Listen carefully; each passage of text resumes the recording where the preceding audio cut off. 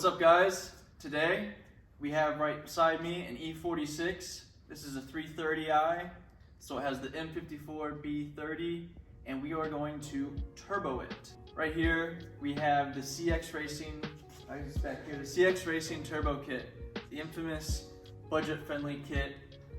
There's lots of videos out there, but none of them have been very helpful in showing us where anything actually goes. So we're gonna show you that as we do it.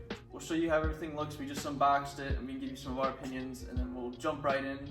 We've already been working on this. As you can see, a lot of stuff's ripped off, but we're getting to the part where we're actually putting the kit together. So check it out. That's the turbo. It seems okay. We're gonna find out how great it is. Over on this table here, you can see the manifold. It looks like it's gonna work, but if you look closely into it with light that I don't have, you can kind of see that it's not the nicest piece ever. It'll do. Anyways, you know, you get your different exhaust pieces here. Oil feed, oil drain line. Various conversion pieces. One of these is your downpipe. This is the downpipe. This is the downpipe. This is the pipe that goes from basically the oil pan level back to the drive shaft. Right here we got a new oil pump because we're gonna be in there anyway. We have the wastegate dump. Wastegate dump. So down here on these shelves, we have your intercooler. Below it, we'll have some of the intercooler piping, various clamps, hoses, couplers, those kinds of things, mounting brackets. We'll show you that more once we're putting it on. In this box here, this is our wastegate.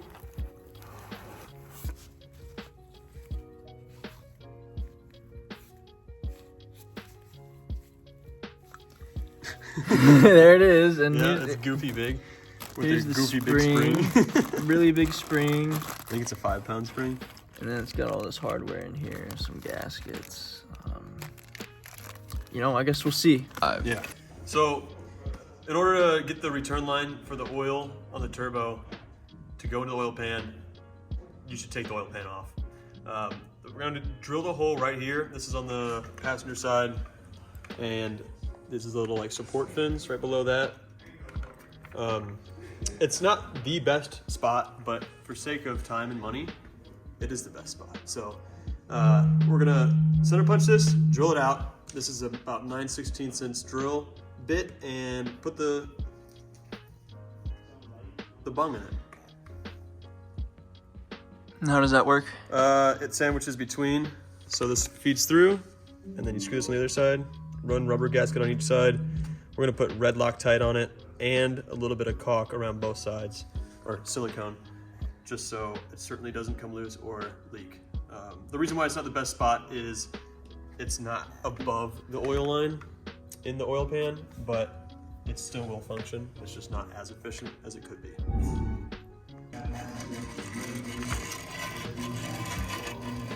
Make sure you have a suitable drill.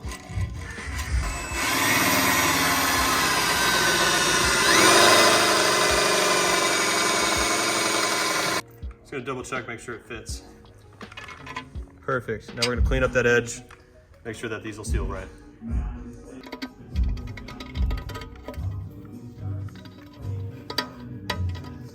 Just get those burrs off.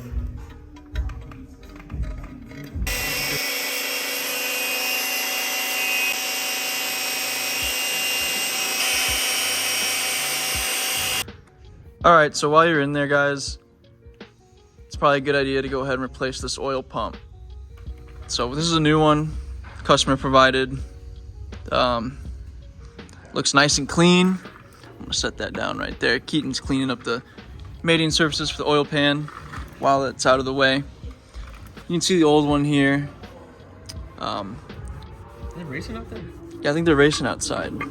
Here's the oil pickup tube. You want to make sure this gasket's in decent condition. If it's bad, you want to replace that. but this goes in here, and that's where your oil pickup is for the oil pump. So we're gonna put that in, replace that. Another thing to note is there is a few different ways to do the oil pump nut, you know, safety procedure, and we'll go over that when we get there. All right, we're gonna throw red Loctite on it. It's the high strength stuff. Try and put it on the stud of it actually. And this is a reverse thread, so don't mess that up. We're tightening it to 18 foot-pounds. I'm gonna get good coverage on it, just to be sure. All right.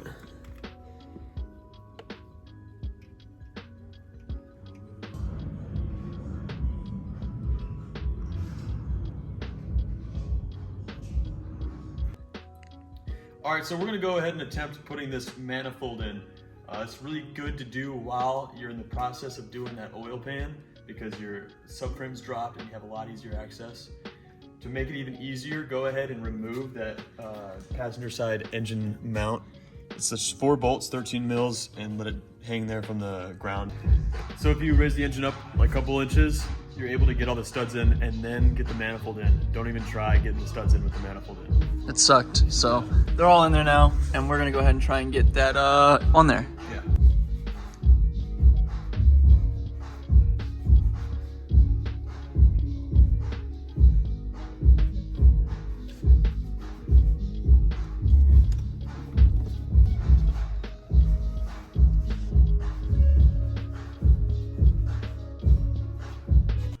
So this is something that's not included in the kit, but it's going to be required for you.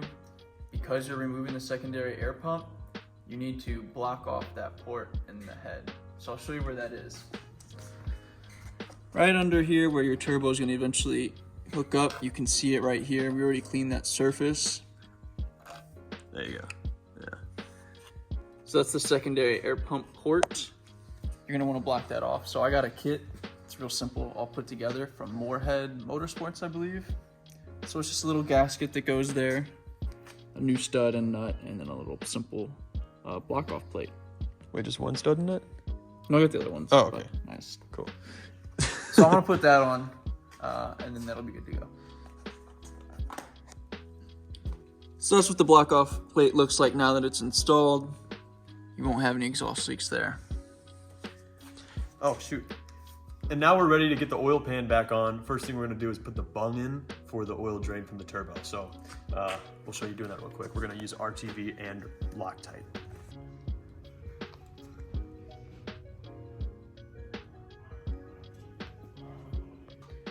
All right, installing this oil return bung to the oil pan.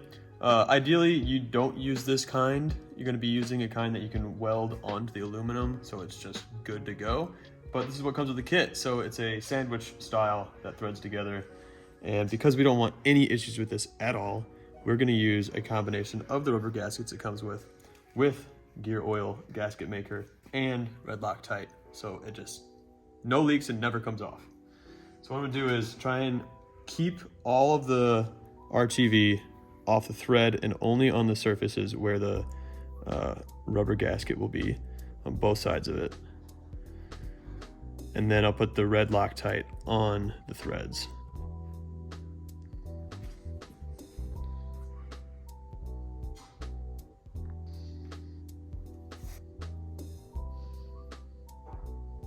You don't need a lot. Much at all, really.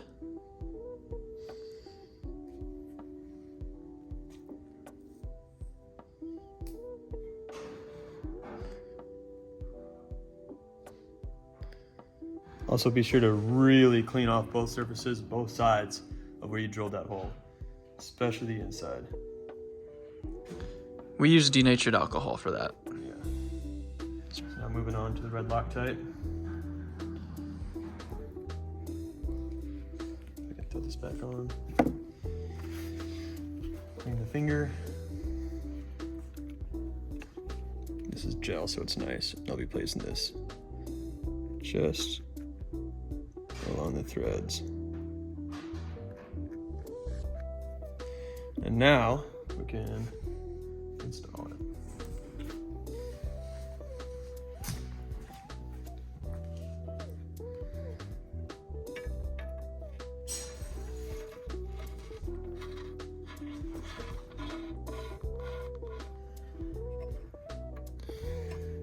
tighten her down.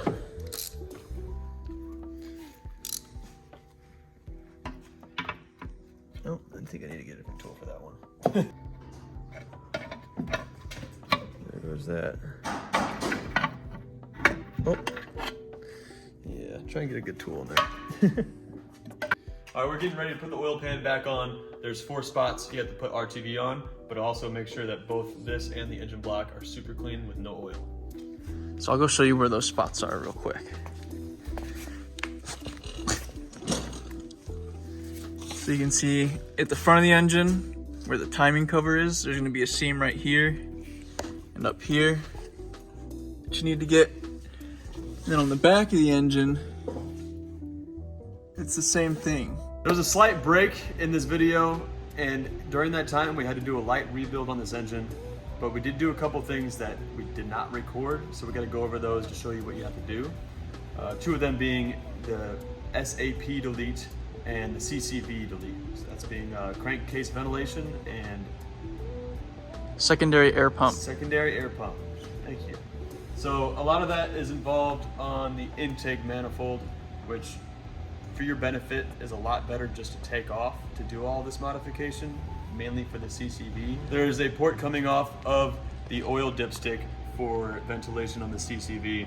I'm gonna show you a couple of the components we had to take off. You basically just cover the hoses, plug the ports, eliminate it all. And for the SAP, I think we showed you this last time, that block off plate, but there's also a few hoses that connect to the intake that you have to take off. It ends up being just about only, what is it here? You keep this balance tube, you block off the ports to it, and I'll show you the components real quick. We ended up, since we were in there, which everybody does, is replacing these coolant hard lines because they always break, and we thought they wouldn't, but they broke, so buy these. This is parts of our timing kit, but there's some lines. This is part of the CCV system. It's the oil separator. We removed this. We're gonna do a atmosphere vent for this build because it's a track build. So that's gonna have a oil catch can off the valve cover. So we're gonna be just dumping CCV through there.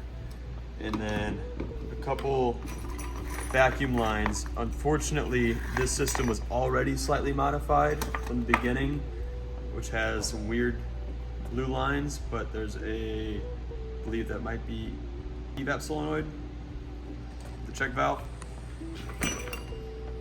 Nonetheless, all you gotta do is look online for the E46 330i evap delete, CCV delete and SAP delete. And there's some good in-depth videos on that.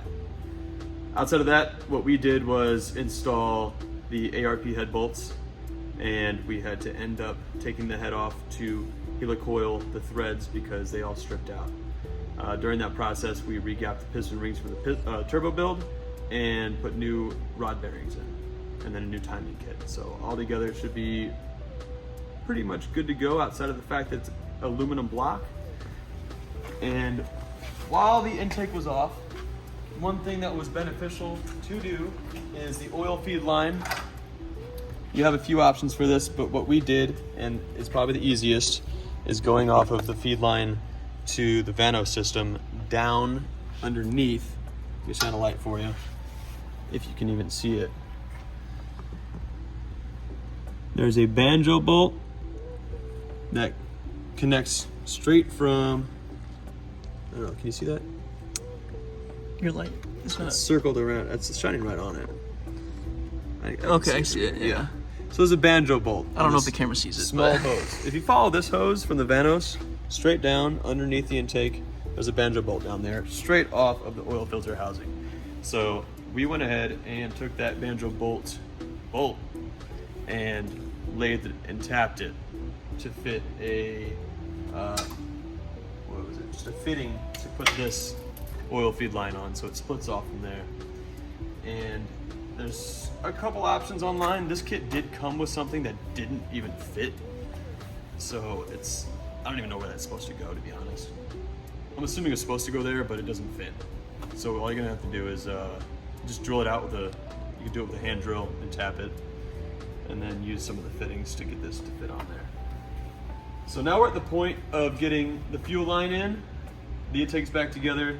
We got a kit from E46 for this turbo build. These have Bosch injectors. We already took off the old ones. I think these are 22 pound, if I can remember right. And we're gonna hook this all up, hook up the top end valve cover on this. We already did the timing kit on it. And then we can start piecing together the turbo kit completely. So we've got oil feed line, we'll have the downpipes and everything for the intercooler. So let's get to doing that. All right, so we're getting ready to get to the fun part of the project, putting on the turbo and the rest of the turbo kit. We have the intercooler, downpipe, and all that system right there. Come look at the turbo real quick. We actually had to clock this a little bit. We might still need to adjust it more once it's in the car, but just a heads up there. You do that by? Yeah, you can loosen these bolts around the perimeter, and once those are loose, you can rotate this independent from this. You'll just fine tune that so you get all your intercooler piping fitted how you want. Also noting, we installed the oil feed plug right here in the turbo, and that's on the hot side. And then the bottom over here, I'll rotate it so you can see it more easily.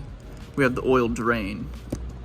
So this will be the hose for the oil drain. And we actually have the oil feed, which we mentioned earlier, already on the car, but just to remind you, it's right here. While we're over here, I'll point out we got the valve cover back on. We have the fuel rail back in, and those are already with the new injectors. We got those injectors from E46. We also got their MAF, and we'll be using their tuning package for this as well. So we'll get more into that once we get to that part.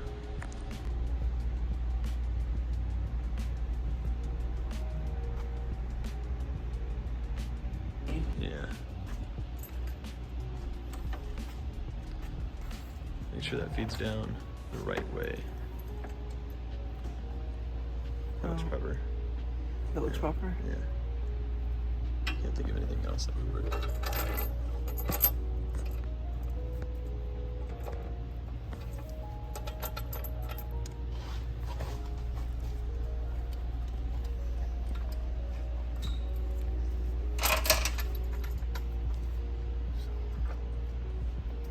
Might end up adjusting how that's clocked a little bit more later, but overall I think that's nonetheless. So we ended up doing a different situation because this wasn't long enough. If you're doing the timing cover as your oil return, you can use this, but it's not long enough for the oil pan return. So we got some Gates multi-purpose hose nitrile 27414 5/8 inch at 4 feet, and wrapped the beginning of it with some header wrap just to try and keep it better heat protected from the turbo and manifold. So we're gonna throw this on. No, we're not driving that fast.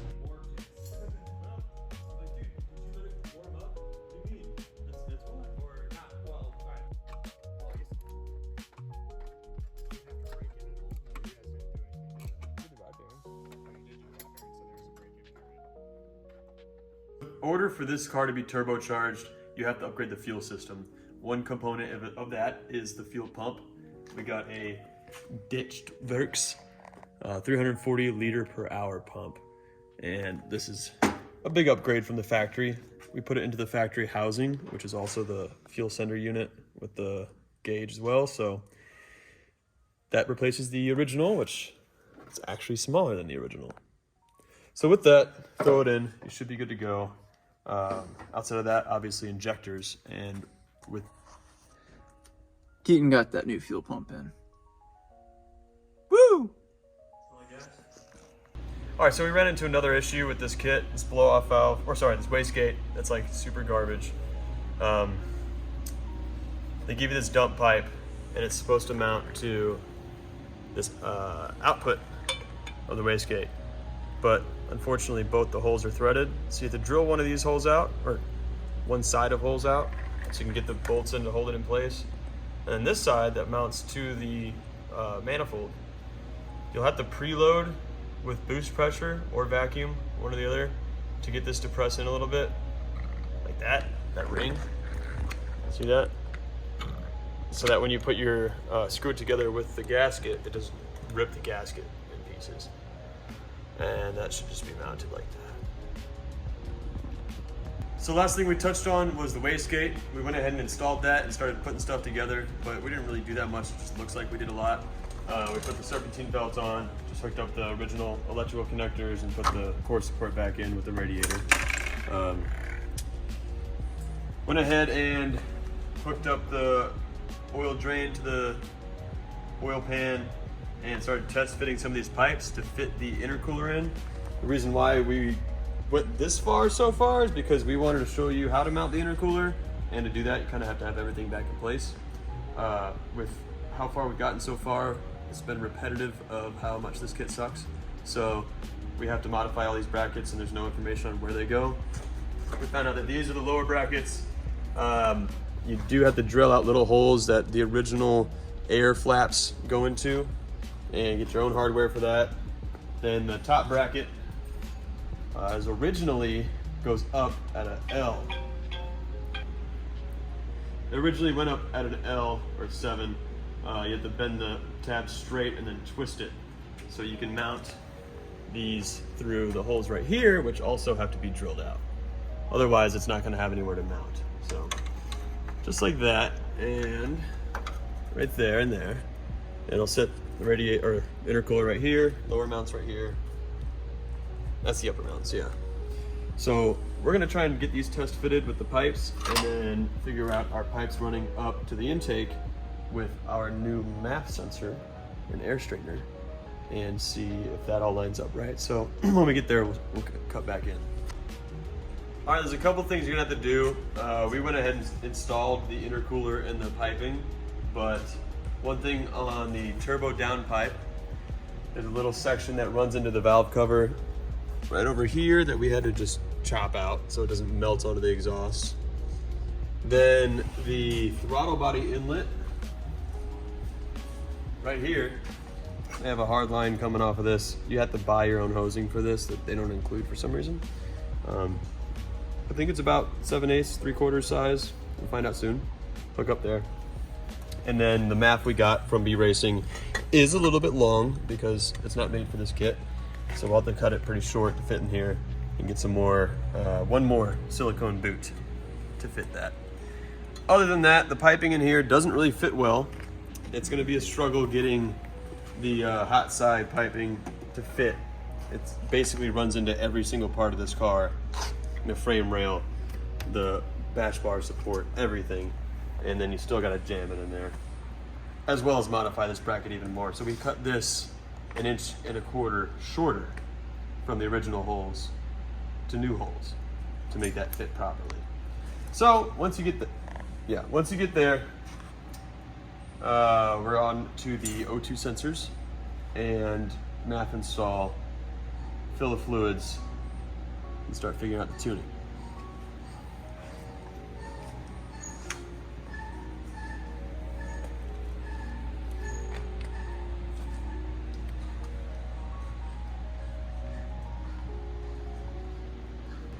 We're into the car now. We're gonna do the downpipe and exhaust system. This kit doesn't come with an exhaust past about right here, which is like right where the drive shaft starts. It's build your own from nothing that they provide. So we're looking at just fitting this downpipe, and it is not welded properly from the kit. It just ends up rubbing up into the trans mount and frame rail kind of area. So we have to modify this piece. And this flange is about 15 degrees off up here. Here, show them where you're gonna cut it. So most likely we're going to cut a section out of this to adjust the angle here and reuse this whole section. And then from here out, we get a V-band for this portion. Goes to a resonator, straight to a muffler tip combo, little fart can thing, so just a little bit less loud than it should be. So we'll show you the process on that. And then once we get that installed, we'll do the wideband installation and ECU flashing.